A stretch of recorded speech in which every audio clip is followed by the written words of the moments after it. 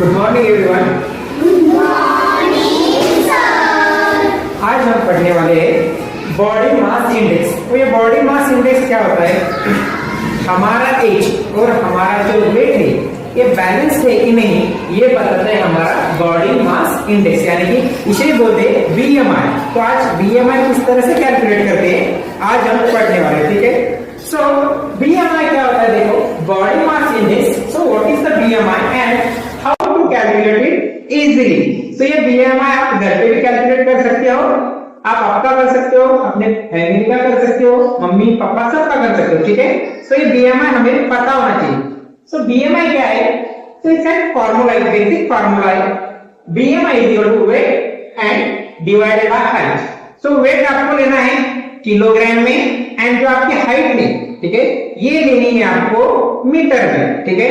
सो ये जो फॉर्मूला है इसकी बेसिस पे, for example if height is 1.7 metre and weight है 70, यानी कि एक स्टूडेंट का, अदरवाइज एक पर्सन का वेट है 70 केजी एंड उसकी हाइट है 1.7।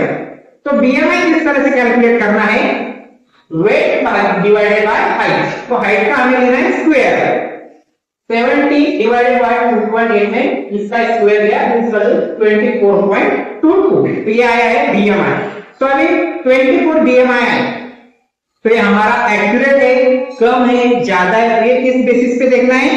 सो अगर आपका बीएमआई 18.5 से कम है तो आपका वेट कम है, ठीक है। 18 से नीचे अगर आपका बीएमआई आता है तो समझ जाना आपका वेट क्या है? कम है। देन अगर आपका वेट, नॉर्मल वेट 18.5 to 24.9 अगर आता है, 18.5 से 24.9 यानी लगभग 25 तक अगर आपका वेट आता है तो ये आपका जो बीएमआई ये नॉर्मल समझना है, ठीक है।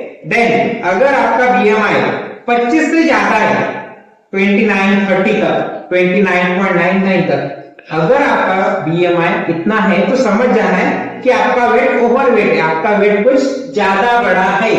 और 30 से भी ज्यादा है तो समझ जाना है कि आपका वेट बहुत ज्यादा बढ़ चुका है, आपको उसको कम करने की जरूरत है। तो अगर वेट ज्यादा बढ़ेगा तो इसकी वजह से हमें क्या होगा? तो इसकी वजह से हमें हार्ट का प्रॉब्लम हो सकता है और बहुत सारी बीमारियां हो सकती है। तो हमारा हाइट और वेट इन दोनों का बैलेंस होना चाहिए, ठीक है। तो आप ही आपका इस तरह से बीएमआई कैलकुलेट कर सकते हो, आपका और घर का होगा, ठीक है। Thank you.